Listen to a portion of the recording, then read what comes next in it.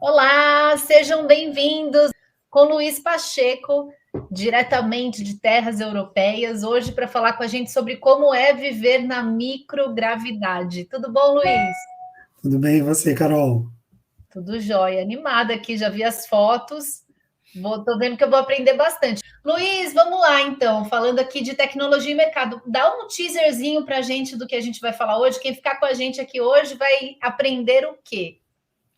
Quem estiver com a gente aqui hoje vai ver como é que se comporta aí o nosso organismo na microgravidade e vai já se preparando para aquelas viagens espaciais que a gente comentou há 2 semanas atrás.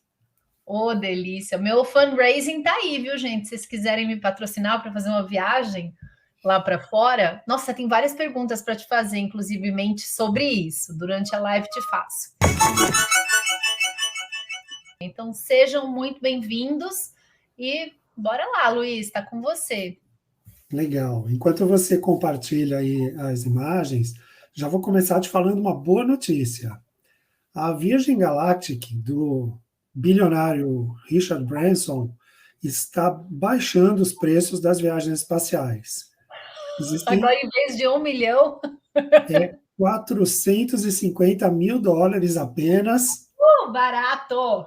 Aproveita, apenas US$ 450 mil. Tem 100 vagas disponíveis. Então, corre lá, que uma é sua. 100 vagas, hein? Gente, então vou diminuir meu fundraising, em vez de 1 milhão, agora 500 mil vai para poder fazer, sobrar um pouquinho para eu ir bem vestida na inauguração. Você tem que chegar Beleza, lá também, né? também tem essa ainda.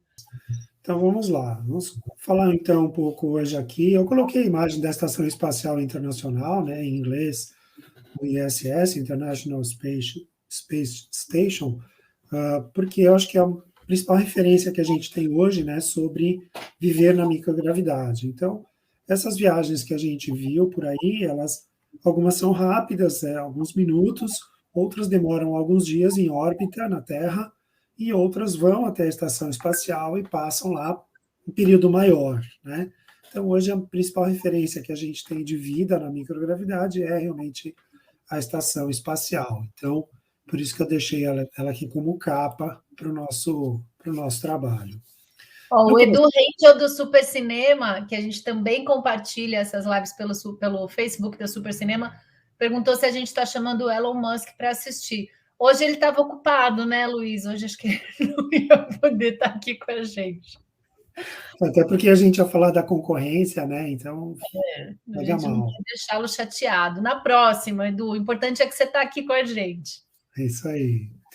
Então, no próximo slide, a gente vai falar um pouco aí sobre uma novidade no meu canal. Mudei o meu canal, que não chama mais agora Luiz Fernando Pacheco Pereira, chama-se Educa e Tech Oficial. Então, só Ó, que fazendo a divulgação aí. legal! Palmas para o Luiz. Se vocês não estiverem seguindo o Luiz ainda, Luiz é feríssima. Recomendo que vocês sigam o canal dele no YouTube. Eu tô lá. Tá ficando profissional o negócio. Aí. Legal. Então, podemos mudar de imagem e a gente vai ver como é a estação espacial por dentro, né?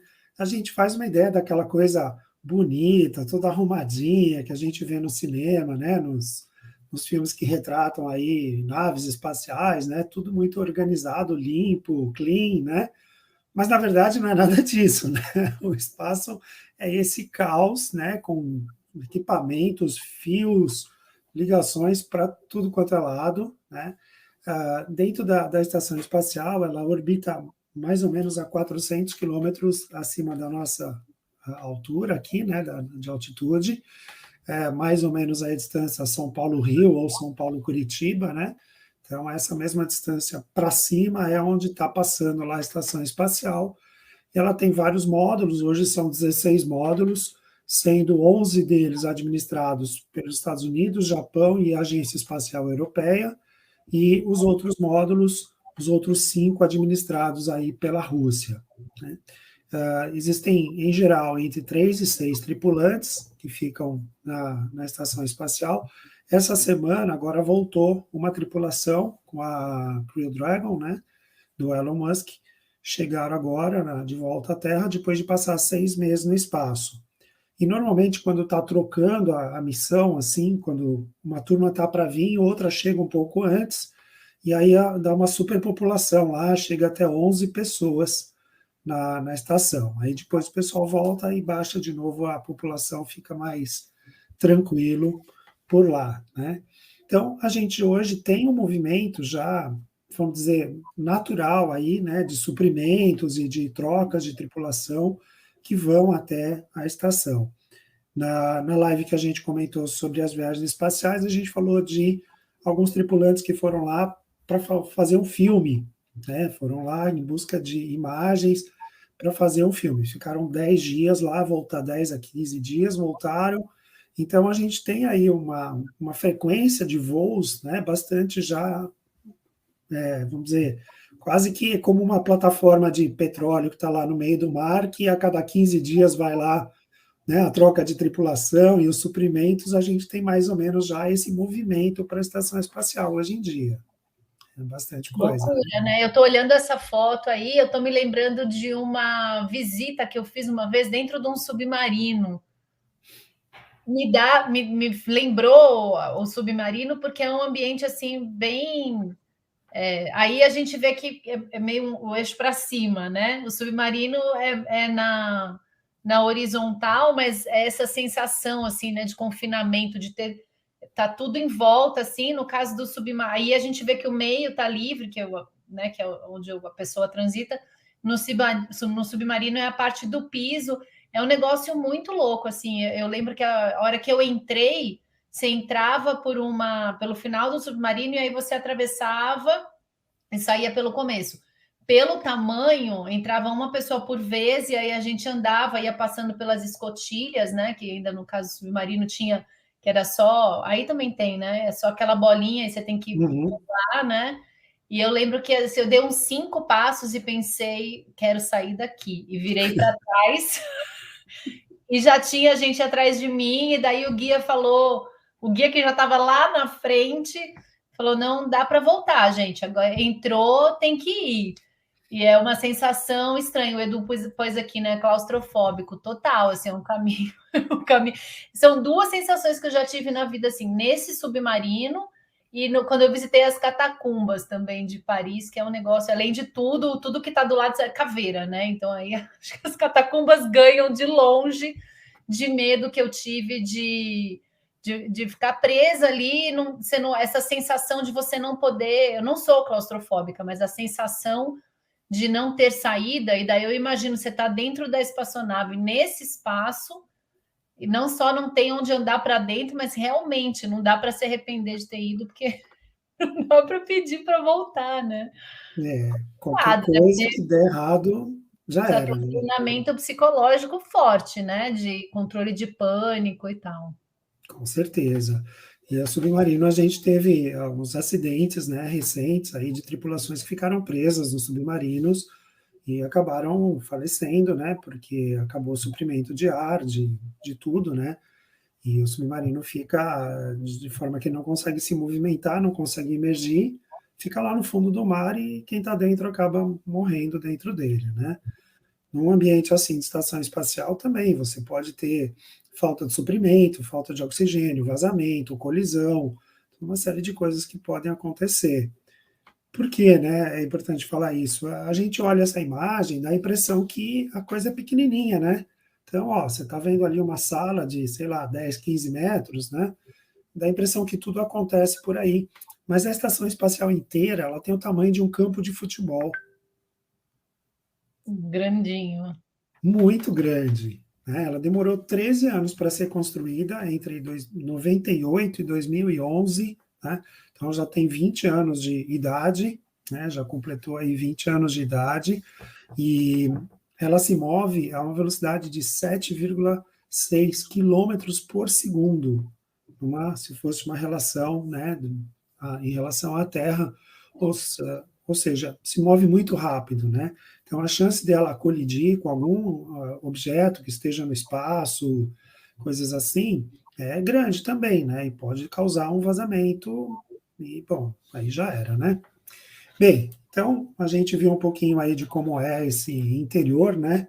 Na próxima imagem, a gente tem uma coisa curiosa, né? E aí, você pode me dizer o que que é isso, né? Na sua É uma opinião, festa fantasia. uma festa fantasia, quase isso. Só vou dizer que É o essa saco pessoa de dormir? é um saco de dormir, né?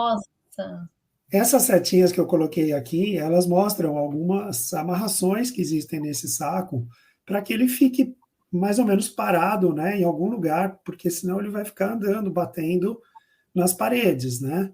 Então, a pessoa, quando vai dormir, ela entra dentro desse saco de dormir, se fecha ali, se pluga, né, com esses fios, com esses tirantes nas paredes, e ela fica flutuando no meio da sala e consegue, então, o seu espaço ali para dormir, né? Lembrando que você não tem aquela sensação de encostar em alguma coisa, né, para dormir. Você vai ter que dormir em pé, né? Literalmente a dormir sem encostar sensação em nada. sem encostar em nada, né? Na próxima imagem a gente vê também uma outra figura, né, mostrando outra pessoa dentro de um saco de dormir. Esse aqui está amarrado ali, quase que preso, né? Não consegue nem se mexer direito ali, mas também é outra forma de dormir, né? Uma outra representação aí dentro dos espaços. E a outra imagem, que ficou meio ruim, que ficou um pouco escura, né? Também a moça tentando dormir, né? Ela também está dentro de uma estrutura como essa, ela está toda amarrada, não dá para a gente ver aí, mas veja como o cabelo dela se comporta, né? Então imagina que o tempo todo ali você está com o cabelo voando, né? Então isso te dá bem a dimensão de como é, né? Ficar ali nessa falta de gravidade que você, como você falou há pouco, você não vai encostar em nada para dormir, né? Está tudo em volta de você, está absolutamente voando, né? Inclusive seus cabelos, tudo voando, né? E é engraçado que eu estou pensando se eu já vi alguma foto de alguém com cabelo comprido, assim. Acho que não. No geral, o pessoal tem o cabelo curtinho, né? Que vai. Pelo menos nas fotos, não me lembro de nenhum astronauta que tenha. Engraçado esse cabelo, porque o tempo todo deve ficar o cabelo dela, né? Ah, com Orbitando. certeza, com Corajosa. certeza, é. Mas é que normalmente, né, a estação espacial ela é um pouco machista, vamos dizer assim, né? Porque você tem uma formação muito maior de astronautas homens do que mulheres, né? E tem até umas restrições aí de banheiro, umas Ixi. coisas assim que rola por lá.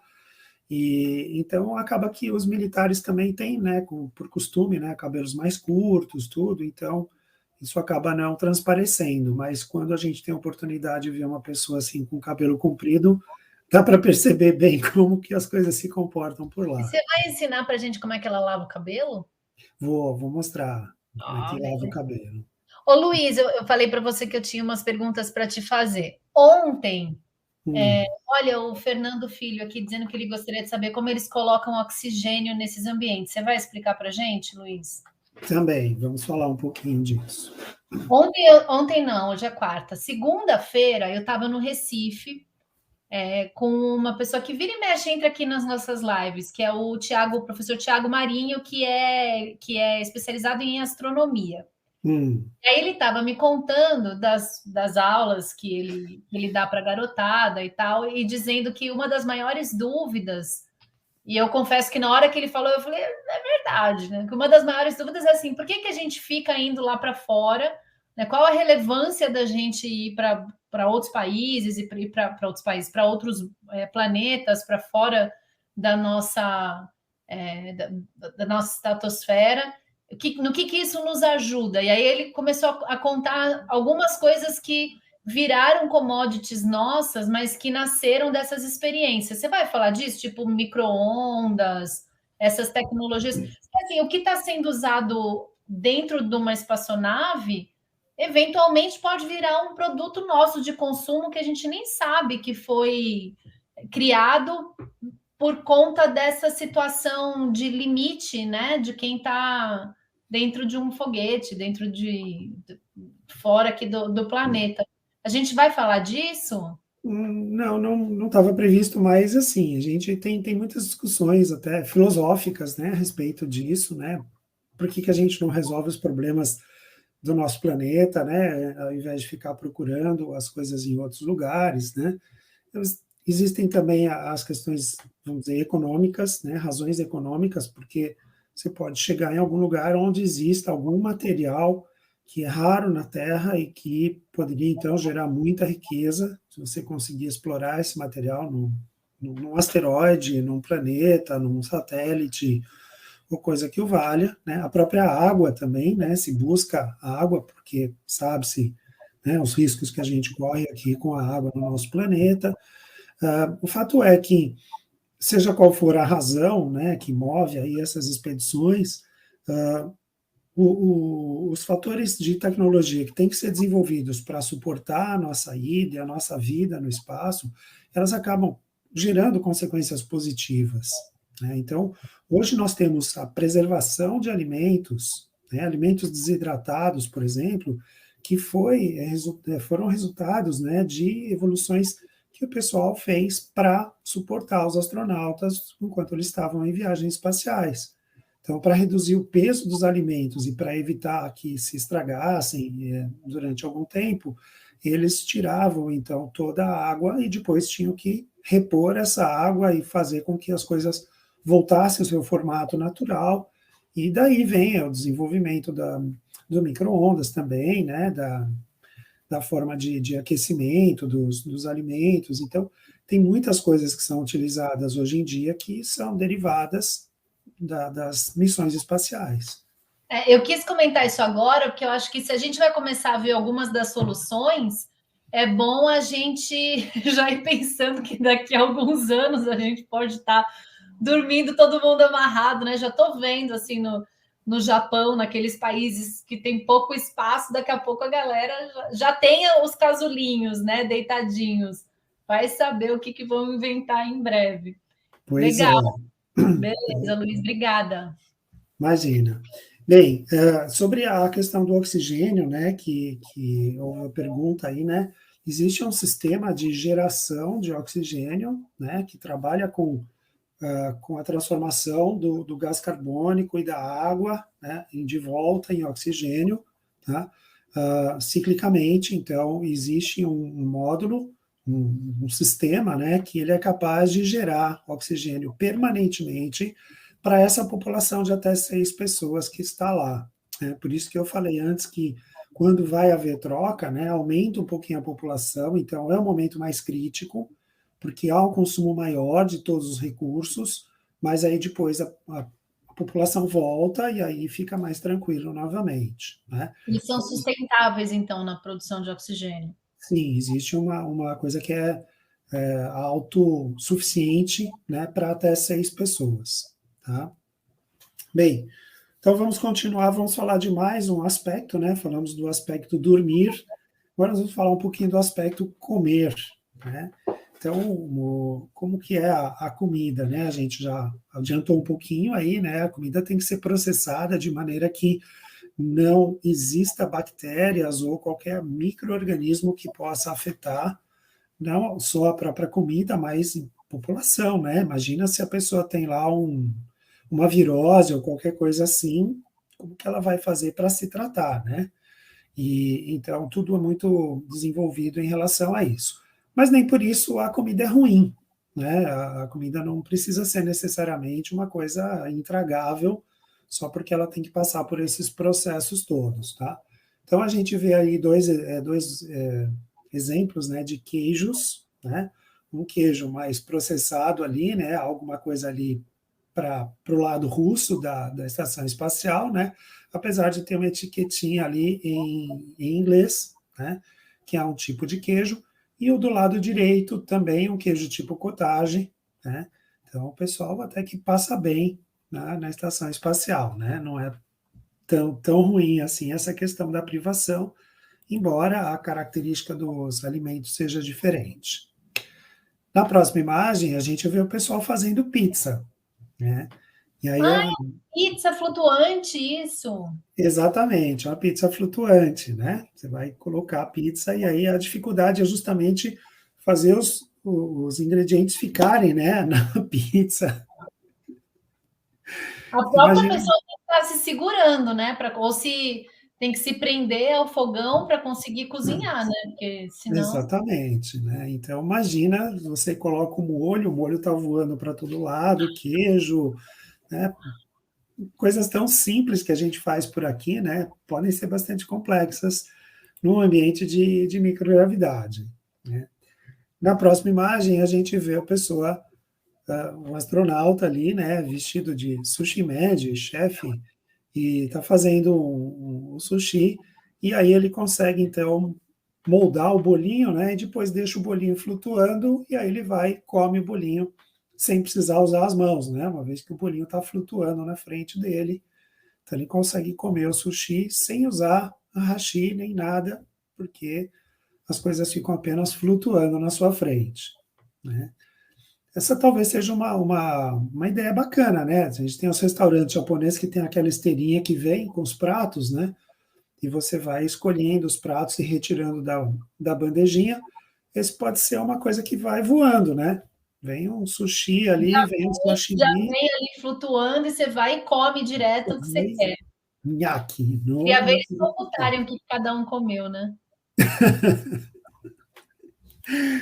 E na última imagem, mostrando comida também, a gente tem ali um sanduíche, né? Também flutuando, dois sanduíches flutuando aí pelo espaço, né? E à direita ali alguma coisa que parece um tomate, alguma coisa assim, também flutuando, né?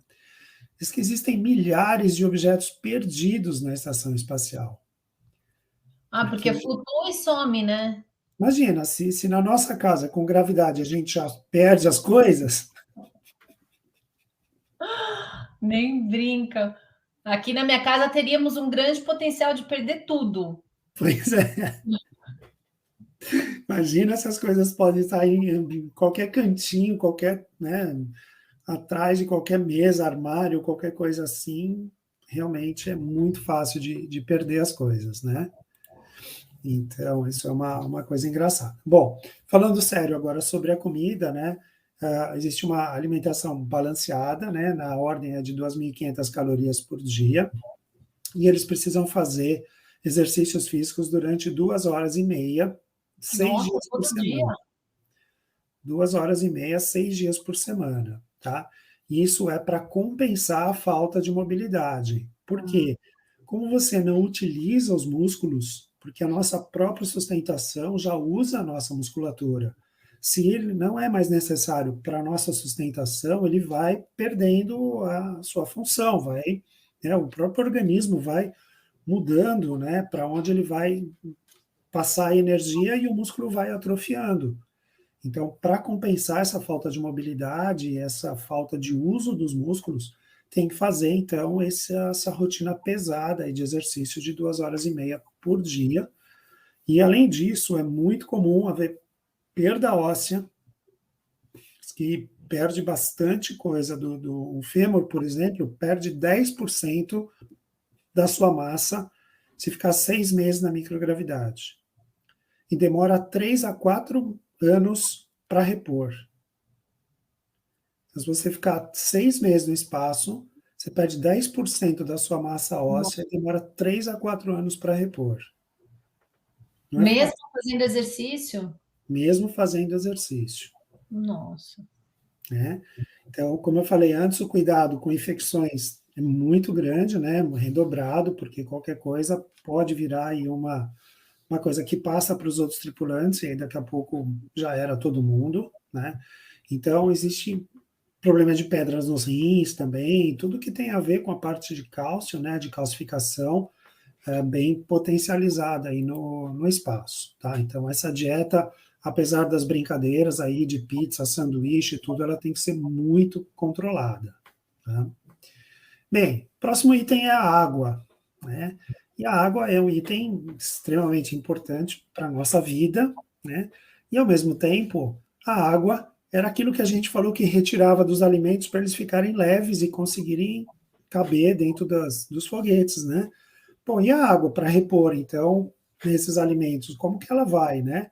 Que adianta eu tirar a água do alimento e ter que mandar a água de volta por outro caminho? Praticamente não adianta nada, né? Troca 6 por meia dúzia. Bom, Isso é porque, na verdade, a água, boa parte da água que é consumida, ela é reciclada, né? E aí você fala assim, tá, eu entendo reciclar quando eu tenho aqui uma máquina de lavar roupa e aí eu boto lá a mangueira da máquina e a água que sai ali da minha, eu posso usar para lavar o banheiro, o quintal, a garagem, a calçada, isso eu entendo bem.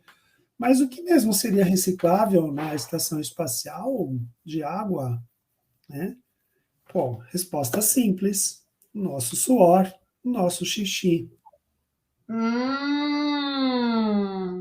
Que delícia! Gostou, né? Então, Nossa, muito. Eu não sei se me anima mais beber o meu próprio xixi ou de outra pessoa. pois é, né? Na verdade, não tem gosto de nada, né? Porque esse mesmo módulo que eu comentei antes, que faz a reciclagem do oxigênio, né, também é responsável pela reciclagem da água. Então, como não existem, então, tanques, né, de água ali, o que acontece é que existe um sistema para espremer até a última gota disponível, né? Então, tudo que existir de água disponível vai ser reutilizado. Então, você pode pensar que a água de bebê é uma mistura de água de banho, suor, xixi, o que tiver disponível ali que vai entrar nessa estação de reciclagem, tá? Dizem que não tem gosto algum, tá? Que ela é totalmente purificada, né? E perfeitamente utilizável, sem nenhum re- resquício, né? Sem nenhum restinho aí de nada, tá? A estação pode reciclar 14 litros de água por dia. Ela consegue fazer 14 litros de água potável por dia, tá? Nossa, eu sozinha tomo uns 6 por dia, eu ia ser expulsa. Uma curiosidade é que na parte russa, nos módulos russos, não tem a geração tão boa assim, né? Então, eles exportam os elementos deles para o outro lado da estação espacial para ser utilizado como matéria-prima para gerar, então, água para todo mundo, tá? E é claro, o sistema pode quebrar, então há, além de contingências, né, um tanque com cerca de 2.000 litros, né, disponível aí, duas caixas d'água pequenas disponíveis ali para a tripulação, caso tenha algum problema com esse sistema de reciclagem, tá? Bem, já que a gente está falando agora, né, de coisas mais legais assim, né, a gente pergunta aí como que eu vou tomar banho, ou não, antes de tomar banho, como que eu vou no banheiro, né? Já que o xixi é utilizado, né? Então, Como se faz o número 2 como se faz, né? Então, na microgravidade? na próxima imagem, né, a gente vê, eu apresento não, essa ainda é da água, né? Desculpa, eu pulei essa ainda mostra ali a água, né, que ela fica nesse formato de gota, né? Então, qualquer líquido que você tiver ali no espaço que não estiver contido dentro de um recipiente, ele vai tomar esse formato, né, de gota e fica ali disponível, né, e vai Você vai voando. lá e tenta pescar com a boca. Você pode pescar com a boca, você pode, né, colocar um saco, por exemplo, em volta, ou qualquer coisa assim, enfim, tá? O Fernando está perguntando aqui se você vai falar sobre sexo espacial. Vamos do xixi, vamos falar do cocô na sequência. Acho que não, hein, Fernando? Você vai falar alguma coisa disso, Luiz? Não, do sexo eu não achei nenhuma referência para falar. Carol, quando você for lá para o espaço, né, Vai continuar sem referência, gente. olha só, em vez dos 450 mil, de você baixar a sua vaquinha pela metade, você mantém ela, vai com seu marido, depois você conta para gente. Tá certo. Quem sabe? Vou pensar, gente. Tá bom. Então, na próxima agora, então, a gente vê um banheiro O da cocô estação espacial. espacial. Apresento-lhe o banheiro da estação espacial, tá? Mas a pessoa faz sentadinha também? Faz sentadinha, né? Só que imagina, aqui as coisas precisam ter um controle maior, né? Você não pode deixar as coisas voando por aí, né? Então, Faz o cocô e segura o cocô. Aí ele sabe, flutua. Nossa senhora, imagina um cocô perdido. sabe quando você vai no banheiro do avião que você aperta a descarga e sai aquele jato, que Parece um... né, dá a impressão ali que vai sugar você e tudo junto ali por aquele buraquinho, né? É, tem que acontecer uma coisa mais ou menos assim, ou seja, tem que existir uma sucção, né, quase um vácuo, para que as coisas não fiquem voando pelo banheiro, tá? Só que você não pode estar sentado quando você dá a descarga, né? Porque Exatamente, né? Tem complicômetro, você precisa aprender a usar o banheiro, né? Na outra imagem, a gente vê aquela moça do cabelo, né, grande, mostrando para a gente a ferramenta para fazer o número um, né? Está mostrando ali o dedinho número um, né?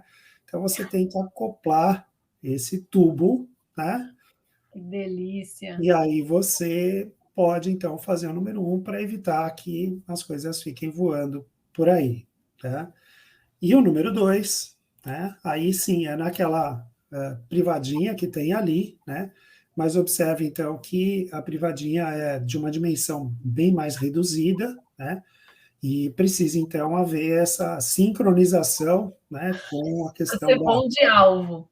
Isso, tem que ser bom de alvo, né? Então o pessoal comenta sobre isso, né, no treinamento, né? Ser bom de alvo, tem que plugar as coisas direitinho, não deixar escapar nada, tal, para que as coisas sejam realmente capturadas, né? E, bom, Coragem. sobre a reciclagem, né? Se a gente recicla a água, recicla o cocô também? A resposta é não, tá? Por quê? Que preconceito é esse, Luiz? Então, parece que as fezes elas contêm muitas bactérias e Uhum. que seria mais difícil você anular todas essas bactérias e provocaria mais riscos do que benefícios, tá? Bom, por conta disso, então, uma vez que não dá para ficar acumulando essas coisas lá, elas são simplesmente expelidas, tá? Ai, ficam Então, flutuando no espaço, no universo. porque na verdade a gravidade não é totalmente ausente nessa altura, né, de 400 quilômetros. Existe ainda a gravidade, então quando você ejeta a coisa lá, ela vai sendo atraída para a Terra novamente. Então, ela vai cair na Terra, tá? Em algum momento, tudo que vai e volta. É mais ou menos essa a ideia, tá? Mas não se preocupa, porque a reentrada na atmosfera, ela vai se queimar, né? Então não vai chegar nada na sua cabeça, ninguém precisa ficar usando guarda-chuva. É muito mais fácil você ser atingida por uma descarga de um pombo do que de uma descarga da estação espacial. Certo. É o jeito de ver, né? Tá certo. Tá certo? Você pode, claro, ter micropartículas que cheguem e você não vai nem perceber, né? Isso sim, né? Mas nada que possa te causar um mal ou qualquer coisa assim, tá? Bem, na próxima imagem a gente finalmente chega na hora do banho, né? Então imagina que a água é um componente raro e precisa ser muito bem trabalhado, né, muito restrito e tal. Então, esses saquinhos, né, eles contêm aí uma mistura de água e sabão, né, sabonete, e aí você abre um pedacinho do saquinho, molha uma toalhinha e passa a toalhinha em você, porque se você tentar abrir o saquinho e jogar água em você, a água não vai cair em você, né, ela vai... E por que ele já não põe a toalhinha umedecida? Porque essa água, ela vem daquela água reciclada, né? Então, a Ah, hora que ele não junta as havia. duas coisas, Entendi. e não só ela vem da água reciclada, como ela vai para a água reciclada depois, né? É o milagre da multiplicação, certo? Exatamente. Então, ela faz essa mistura aí da água com o sabão, né? Aí a pessoa toma o banho e depois ela seca ali a toalha, coloca no espaço, né, que vai espremer a toalha e usar a água para reciclagem, e aí a água, a água do almoço de hoje é reciclado do banho da manhã, Da manhã. né? Ou do ontem, alguma coisa nesse sentido. Eu acho que a cara dessa pessoa que está tentando abrir o saquinho para tomar um banho já diz tudo de como deve ser gostoso esse banho, confortável, deve dar aquela sensação de limpeza, né? Só que não. Pois é, agora você junta tudo, né? Começou lá com o dormir, sem poder se encostar em nada, né? dentro de um saco que fica absolutamente Olha, flutuando. Fernando, não tem sexo, porque não dá, que a pessoa nem toma o banho dela direito, né? Eu acho que é por isso que não tem registro, porque realmente não deve dar certo o negócio. Pois é. Então, aí você vai juntando os perrengues, né? Do dormir, do comer, do beber, do sabor da água, do banheiro, né? E do banho também, né? Eu acho que as nossas funções mais básicas aí, né? As funções fisiológicas, né? Todas elas sofrem bastante aí por conta dessas limitações que a gente tem dentro de um ambiente de microgravidade, né? E tudo isso, então, é aquilo que a gente experimenta quando faz uma viagem espacial que não seja essas rapidinhas, né? Então, na viagem rapidinha, tal, você vai ali, solta os cintos, flutua um pouco, curte aquele momento ali, em alguns minutos você está de volta, Já está né? aqui. Então, como eu falei antes, nem dá tempo de ter vontade de fazer nada, já era, já acabou a sua missão, né? Mas se você vai para uma estadia mais longa, né? Passar uma semana em órbita, né? Ou vai até a estação espacial efetivamente, né? Você precisa realmente ter um treinamento para poder usar esses equipamentos todos, saber como se comportar, né? E, e conviver com essas limitações todas, né?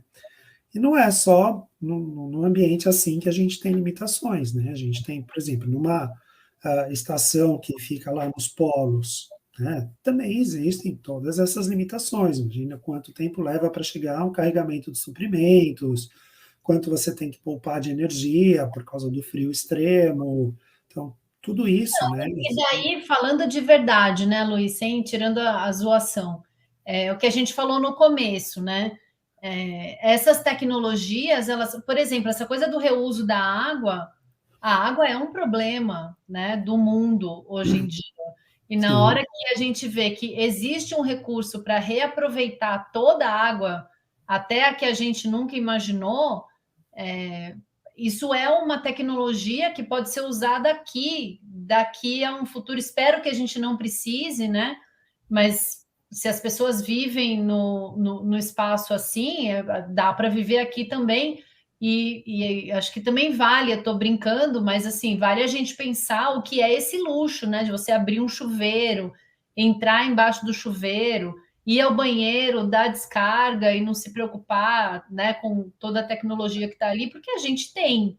Mas na hora que não tiver, espero que não aconteça, mas infelizmente do jeito que está indo pode muito bem acontecer. Existe essa tecnologia toda que já foi criada, experimentada e garantidamente funciona porque está funcionando com eles, né? exatamente. E como eu falei do autossuficiente, né? Uma coisa interessante da gente notar, porque o que alimenta esse sistema é energia elétrica retirada dos painéis fotovoltaicos. Captura energia solar, transforma em energia elétrica e utiliza essa energia para gerar, então, a reciclagem da água.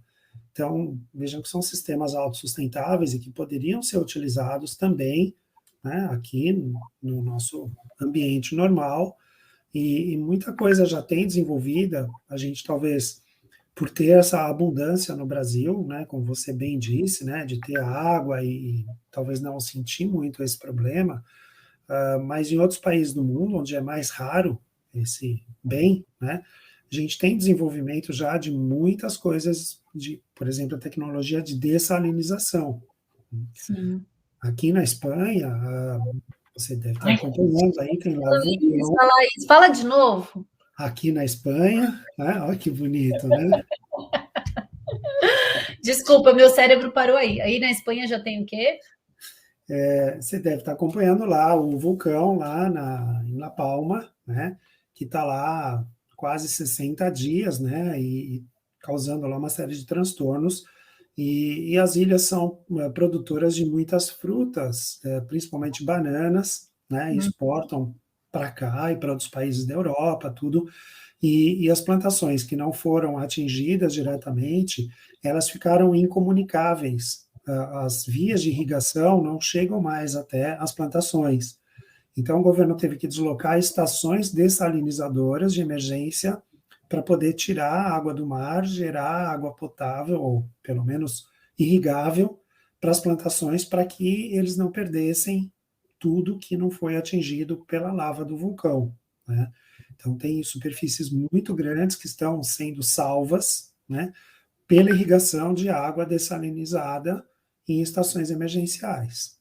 Então, Olha só, é importante, né? tem um desenvolvimento aqui dessas tecnologias bastante grande, tá?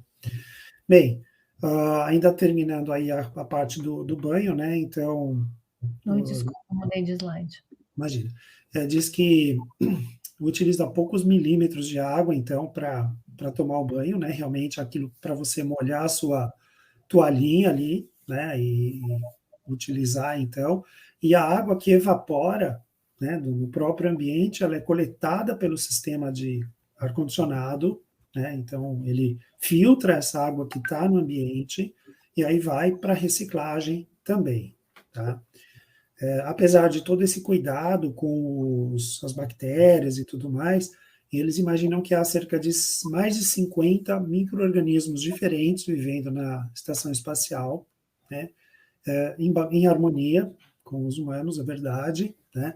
Então, tem bactérias, fungos, tem mofo, tem vírus, tem ácaros, né? Tudo isso está já no ambiente da estação, convivendo sem grandes problemas aí com os humanos, tá?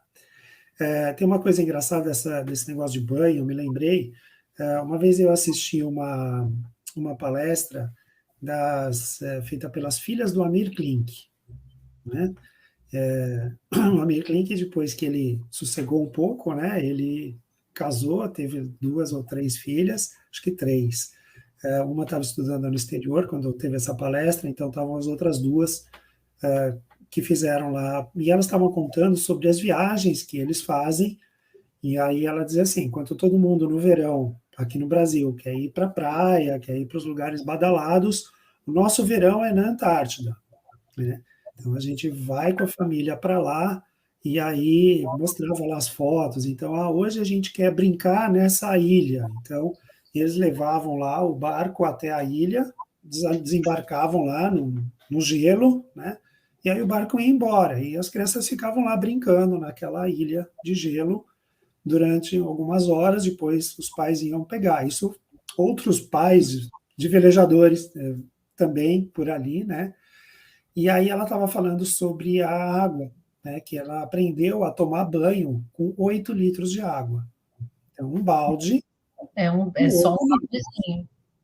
E é isso que tem, entendeu? Se vira para usar os 8 litros de água e tomar o seu banho, porque é a cota que você tem para o seu banho, né?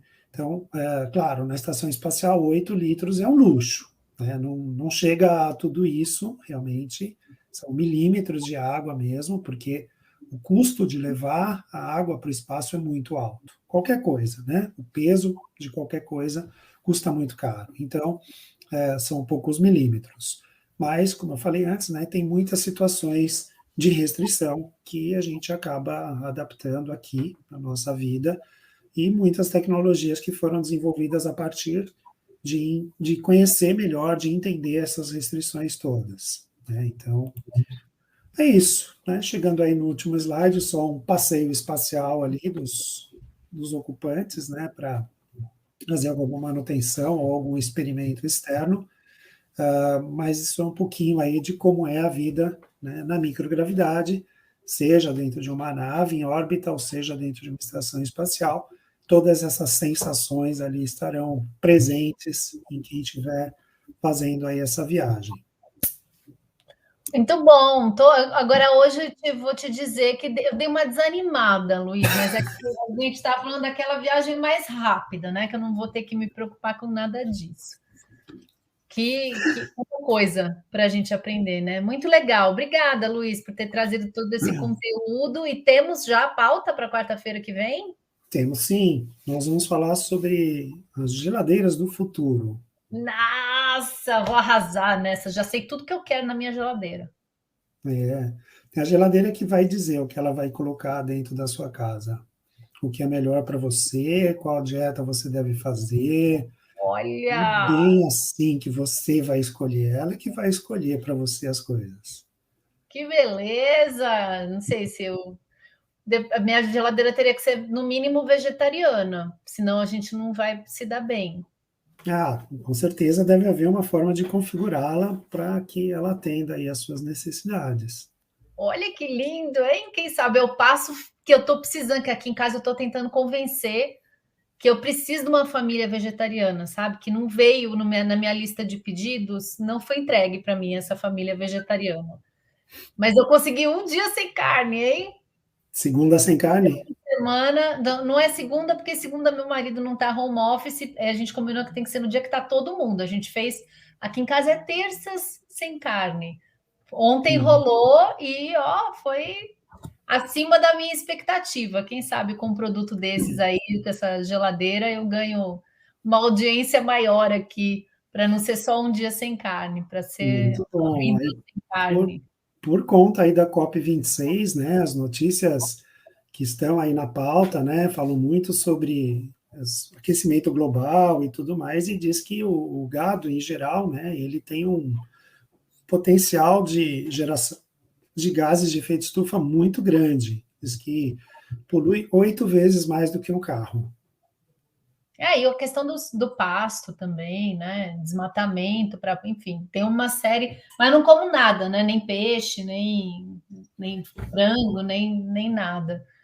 Só que eu fui tentando, eu tentei, vamos parar só a carne vermelha e tal, não consegui nada, mas agora eu consegui um dia por semana. Quem sabe com uma geladeira dessas eu consigo mais. É, depois você vai 2, 3, 4, aí vai, a hora que vê, já foi. Eu tenho medo é deles me jogarem pela janela. Bem, há o risco também, né? Mas aí quem vai vencer, né?